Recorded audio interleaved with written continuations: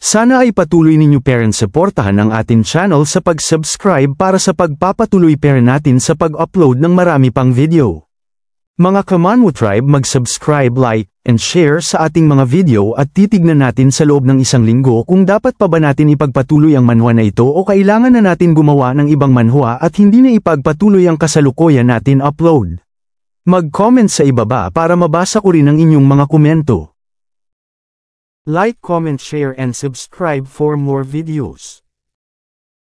Sa ilang sandali ang nakalipas, nakipag-ugnayan ng isa sa mga higher-ups sa lalaki at inalok siya ng pagkakataong makapasok sa Misty Mountain.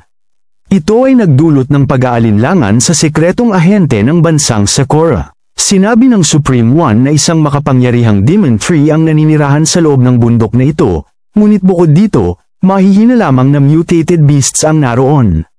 Aniya, kung makukuha nila ang abnormal beast mula sa Misty Mountain para sa pananaliksik, bibigyan sila ng mga mapagkukunan upang baguhin ang Sakura sa henetikong paraan. Sa nakitang pag-aalinlangan sa puso ng lalaki, sinubukan ng Higher One na palakasin ang loob niya sa pamamagitan ng pagngiti ng masama at pagsasabi sa kanya na huwag siyang maging duwag, dahil ang pangunahing problema ay ang demon tree na napakadaling iwasan sa tamang pagtatago. Sa Sunset City, narinig ang mga sirena ng digmaan at lahat ng tropa ay inalertuhan dahil sa paglapit ng isang seryosong kaaway. Isang malaking bilang ng mga nakabaluting sasakyan ang ipinakalat sa iba't ibang bahagi ng lungsod upang suportahan ang mga infantry sa pagtatanggol ng mga pinatibay na lugar malapit sa konkretong pader. Gayunpaman, ang pangunahing gulugad ng depensa ay nakasentro sa pangunahing pasukan ng lungsod. Ang Supreme One, na humimok sa lalaki mula sa Sakura City at sa kanyang mga kasamahan na kidnapin ang mga supling ng mga abnormal beasts, ay nagpasya na maging pinuno ng hukbong tao. Ang pangalan ng Supreme na ito ay si Nieyuan, at siya ay isa sa pinakamalakas na Supremes sa lungsod na ito, na nasa ikalawang yugto ng kanyang pagunlad. Naisip ni Nieyuan na ipinagmamalaki ng mga ordinaryong mamamayan mula sa lupain ng Sakura ang kanilang kakayahan sa stealth attack ngunit mabilis pa ring natuklasan. Nagtapos siya na ang pag-atake ng beast ay nangangahulugang nagtagumpay sila at ngayon ay sa wakas ay malalaman na nila kung bakit napakalakas ng mga beasts mula sa Misty Mountain. Isang walang takot na warrior ang nakatayo sa unahan ng kanyang mga tauhan sa harap ng isang madilim na forest kung saan nanggagaling ang malakas na kaluskus ng isang papalapit na hukbo ng mga mutated beasts. Gayunpaman, pagkaraan ng ilang minuto, nawala ang dilim at isang malaking bilang ng mga mutated animals ang lumitaw sa harap ni Nieyuan, pinangunahan ng isang malakas na demonic bull na bitbit ang kanyang lava tomahawk. Nagpasya ang demonic bull na direktang lumapit at nagbabantang sumigaw sa mga tao na ibalik ang kanilang mga young ones, idinagdag na kung hindi, lununurin nila ang buong lungsod sa dugo. Tumingin si Nieyuan sa demonic bull na may pagtataka at mentally ay nagulat na ito ay napakapamilyar sa isang human. Matapos nito, napagpasyahan niya na ang mga cubs na nagawang nakawi ng mga alagad ng bansang Sakura ay medyo kawili-wiling mga specimens din. Nagpasya si Nieyuan na subukang dayain ang mutated beast, nagkunwari siyang inosente at sinabi sa proud warrior na wala siyang ideya sa sinasabi nito. Gayunpaman, nagpasya ang demonic bull na malapit nang matapos ang oras para sa pag-uusap at sumigaw kay Patrick na huminto sa pag-arte na parang idiot. Upang turuan ang matapang na Supreme ng katwiran, nagpasya ang demonic bull na mabilis na sumalakay gamit ang kanyang malaking axe. Nabigo si Nieyuan na iwasan ang pag-atake na ito at ginawa ang lahat ng kanyang makakaya upang harangin ito ng kanyang energy sword, na gawang pigilan ang pag-atake sa huling sandali. Gayunpaman, ang lakas ng impact ay napakalaki na ang Supreme sa ikalawang yugto ay tumalbog pabalik ng ilang 10 metro na may hindi kapani-pani walang inertia. Pumasok ang tensyon sa katawan ni Nieyuan at siya ay nahihirapang manatili sa kanyang mga paa, hindi sumusuko sa hindi kapani-pani walang sakit at takot. Ang mga soldiers na nanonood nito ay natakot na ang kanilang commander, na nasa ikalawang yugto at halos itinuturing na divine sa mga humans, ay umatras pagkatapos lamang ng isang hampas mula sa demonic bull. Samantala, tiningnan ni Nieyuan ang kanyang kamay at napagtanto na isang suntok lang ang halos kumuha sa kanyang kanang braso, kahit na naharangan ito. Ang maliit na pag-aaway na ito ay nagtulak kay Nieyuan na muling suriin ang kanyang mga pagkakataon at mas seryosong suriin ang sitwasyong kinasangkutan niya. Sa pagtingin sa papalapit na mga anomalous beasts, naintindihan niya na hindi nila makakayanan ang lahat ng mga monsters at ang lungsod ay hindi lamang makakatagal kung sila ay magiging agresibo. Sa mga salitang ito, lumapit siya sa demonic bull at sinabi sa kanya na dahil may consciousness ito, maaari silang magkasundo at lutasin ang hindi pagkakaunawaan na ito sa diplomatikong paraan. Sinabi ng demonic bull na ang tanging kondisyon para sa negotiations ay ang ibigay ang baby snake at ang two-headed wolf sa Misty Mountain. Maingat na pinakinggan ni Yuan ang mga salita ng demonic bull at napagtanto na tila, ang mga Sekoros soldiers ay nakakuha lamang ng 2 cubs. Itinuro ng demonic bull ang kanyang axe pasulong at sinabi na kung hindi matutupad ang mga kondisyong ito, papasok sila sa lungsod at kukunin ang kanilang mga yang sa pamamagitan ng puwersa. Sinubukan ni Yuan na huwag sumuko sa takot at sinabi sa demonic bull na ang kanilang lungsod ay may napakaraming weapons laban sa mga mutated beasts. Biglang, ang kanilang pag-uusap ay naputol ng isang putok at isang bala ang lumipad sa ulo ng demonic bull, tumagos sa kanyang makapal na buhok at nagpatuloy. Sa galit sa ginawa, lumingon ang demonic bull upang tiyakin na walang sinumang nasa likod niya ang nasaktan ng putok na ito. Gayunpaman, ang mga pag-asa ng demonic bull ay hindi tinadana na matupad dahil ang bala ay tumama sa isa sa mga windwolves ng direkta, na agad na nagsimulang manghina at bumagsak. Ang mga nagpaputok ay ang mga Sekoros soldiers na nagsabi na ang weapon na may spiritual energy ay nilikha partikular para sa mga first stage mutants transcendence pataas at walang pagkakataon na sirain ang sinumang mababa sa hierarchy. Ibinahagi ng mga Sekoros soldiers ang kanilang plano, na pilitin ang mga abnormal beasts ng Misty Mountain at ang mga Federation soldiers na magkasakitan. Masaya nilang tiningnan ang resulta ng kanilang putok at sinabi na sa pagkakataong ito ay ang Federation ang magdurusa, at ang mga normal na animals ang pinakamasakit. Nilapitan ng pinuno ng mga windwolves ang kanyang nasugatang kasama at sinubukan na intindihin kung maaari pa siyang iligtas o kung ang isang stray bullet ay gumanap ng isang fatal role sa buhay ng wolf na ito. Galit na lumingon si Yuan sa kanyang mga tauhan at tinanong sila kung bakit sila nagpapaputok ng walang kanyang utos, ngunit sinabi sa kanya ng mga regular soldiers na hindi sila nagpapaputok. Gayunpaman, hindi ito nakakumbinsi sa demonic bull at iniutos niya sa lahat ng kanyang beasts na umatake at durugin ang mga pader ng isinumpang lungsod na ito. Ang mga soldiers na nagudyok lamang ng isang bagong round of war sa kanilang pag-uugali ay nagsabi sa isa't isa na nagbabago ang kanilang mga plano at hindi na sila interesado sa genetic material para sa transformation at ang kanilang pangunahing gawain ay ang maghatid ng mga cubs sa bansa. Ang Black Armor Corps, ang pinakamalakas na tropa sa Sunset City na ang bawat warrior ay transcendence at ang pinakamababa ay 8 antas man lang, sa kabila ng pagiging pangalawa lang sa pagdating ang Formation of Warrior Corps sa buong bansa at kilala sa pinakamahusay na pagsasanay ng kanilang mga soldiers sa combat laban sa mga mutated beasts, ay nakakaranas ng malaking kahirapan. Inaawit ng mga soldiers ang kanilang battle hymn, sumisigaw na sa gitna ng ocean of hatred and malice, lalabanan nila ang mga mutated beasts at ipagtatanggol ang kanilang mga nasawing kapatid. Sa mga salitang ito, nagpapaputok sila mula sa lahat ng sulok ng mga baril, pinapaputukan ang papalapit na mga mutated beasts, ngunit hindi ito nagdulot sa kanila ng kapansin-pansing pinsala. Ang Demon Bull, na determinado na ibalik ang mga Misty Mountain Cubs sa anumang halaga, ay inutusan ng kanyang mga kasamahan na magpatuloy sa pag-atake sa lungsod. Ang mga Vultures ay nakakuha na ng ilang upgrade sa kanilang mga kakayahan sa puntong ito, ay gumamit ng mga fire projectiles upang sirain ang pader ng Sunset City. Ito ay napatunayang isang napakabisang strategy at ang mga promaprotekta sa syudad ay matagumpay na natalo ng apoy at mga pagsabog ay nagdulot ng kanilang kasawian na parang niluto sa impyerno. Tinawag ng Demon Bull ang kanyang mga kakampi upang sirain ang gate, at ang unang tinawag para sa layuning ito ay ang Paragon Falcon Warwing na nakakuha na ng sapat na bilis. Dahil pinili ang pinakamahinang pader na struktura, sumugod ang mga Paragon Falcons, naghahanda na durugin ang struktura na pader gamit ang kanilang malalakas at mabilis na atake.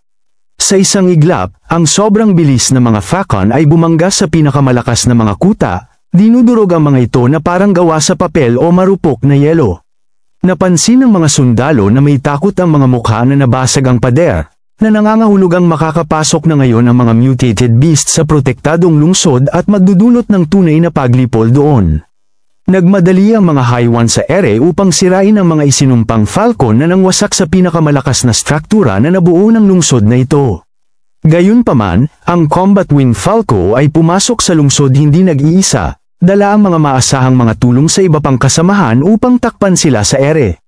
Ang reinforcement na ito ay nanggaling sa Snow White Tiger nang, dahil sa perpektong paggamit ng mga kasanayan sa paglipad, ay pinatumba ang isa sa mga Higher Ones sa isang malakas na pagtama gamit ang kanyang mga pakpak.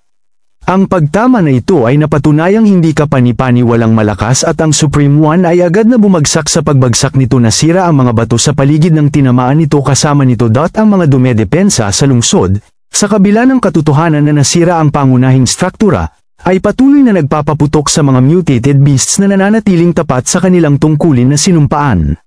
Gayunpaman, ang mga mutated beasts ang kanilang loyalty sa kanilang master at mga obligations para sa kanila pang mga susunod na henerasyon ay patuloy na umaatake sa Sunset City. Inaktibo ng Black Armor Corps ang panandaliang hindi gumaganang automatic turrets na tumira sa mga mutated beasts ng napakaraming naglalakihang mga bala.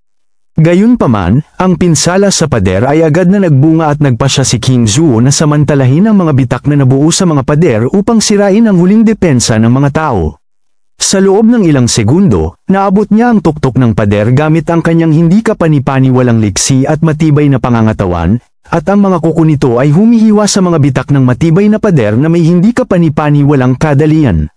Nang maabot ni King Zuo ang tuktok, lumitaw ito sa harap ng mga sundalo sa lahat ng kanyang nakakatakot na anyo, nagtanim ng hindi kapani-paniwalang takot sa isang tingin lamang.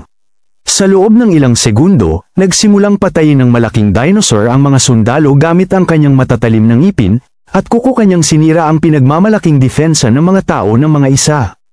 Samantala, sa lupa, patuloy na pinapakalat ng mga wild boar ang mga unit ng mga nakatataas sa iba't ibang direksyon. Hindi pinapayagan silang makabawi at magkaisa sa mga grupo. Ang mga nakaligtas sa pamamagitan ng pagtakas ay agad na tinatapos ng mga honey badger gamit ang kanilang bilis ng kidlat at paglabas ng kuryente. Mabilis na nakasanayan ng honey badger ang lasa nito at ipinagpatuloy ang kanyang pananalasa, naghahanap upang sirain ang pinakamaraming sundalo ng federasyon hanggat maaari bilang gantimpala para sa atake sa mga anak ng Misty Mountain. Gayunpaman, pagkaraan ng ilang panahon, ang kargang elektrikal sa katawan ng honey badger ay nagsimulang unti-unting bumaba, na naging sanhi ng paghina nito, na sinamantala ng ilang nakatataas. Sila ay lumapit mula sa dalawang panig ng sabay-sabay upang hindi bigyan ng nakakainis na maliit na hayop ng kahit isang pagkakataong umiwas sa kanilang mga atake. Gayunpaman, nagpasya ang honey badger, na nakakuha na ng karanasan sa labanan sa buong buhay niya, na samantalahin ito upang ibalik ang kanyang kargang elektrikal.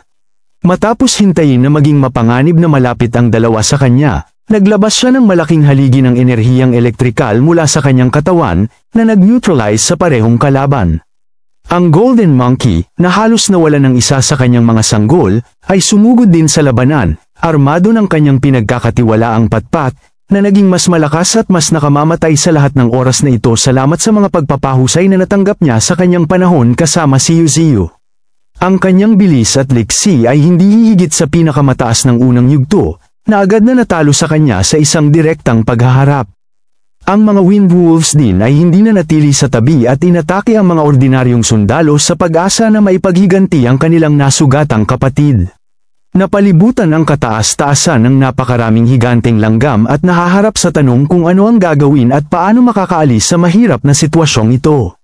Ang iba pang tagapagtanggol at pader na nanatili pa sa kanilang mga pwesto ay patuloy na nagpapaputok sa mga mutated beast, nagtataka kung saan nila nakuha ang gayong hindi kapani-paniwalang kapangyarihan.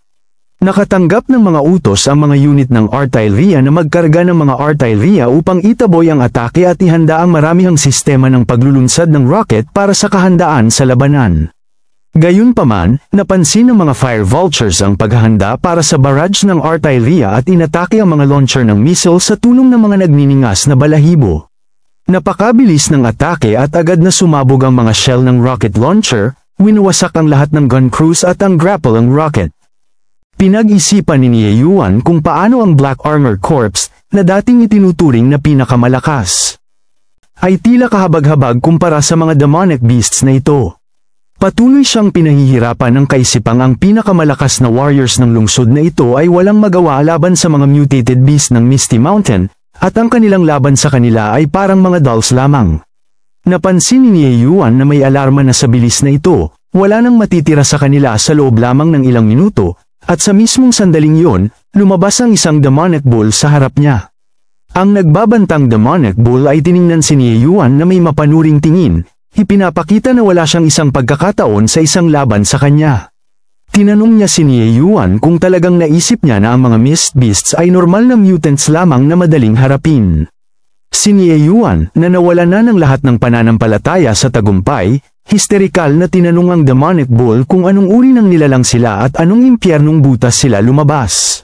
Sinabi ng desperadong warrior na kahit anong mangyari, hindi sila maaaring matalo sa mga mutated beast at sumugod, itinaas ang kanyang energy sword.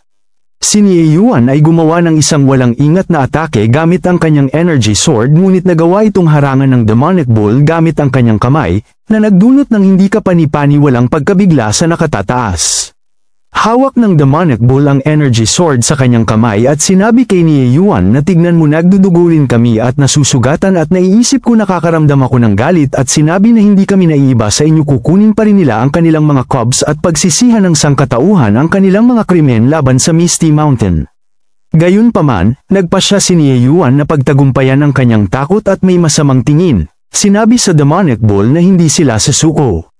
Samantala, si Qinggang at Thorn, kasama si Flash, ay nagkunwari na sumalakay sa Sunset Town upang iligtas ang mga anak ng Misty Mountain. Lumingon si Qinggang at Thorn kay Flash, na biglang natigilan at tinanong siya kung naramdaman niya ang presensya ng mga Misty Mountain offspring. Sumagot si Flash na nakakaramdam siya ng kakaibang panginginig, at ang kanyang mga antena ay nagsimulang bahagyang manginig. Matapos i-scan ang lugar, ipinaalam ni Flash sa kanyang mga kasamahan na nagawa niyang mahanap ang mga Misty Mountain Cubs. Gayunpaman, pagkaraan ng ilang sandali, natigilan muli siya at napagtanto na lahat ng mga senyales ng kaaway na nagnakaw ng mga Misty Mountain Cubs ay sumakay na sa sasakyan at nagmamaneho na ng buong bilis upang lumikas mula sa Sunset City. Sinabi ni Flash sa kanyang mga kakampi na ang mga Misty Mountain Cubs ay nasa timog kanluran at sumugod pasulong upang habulin ang tumatakas na sasakyan. Like, comment, share and subscribe for more videos.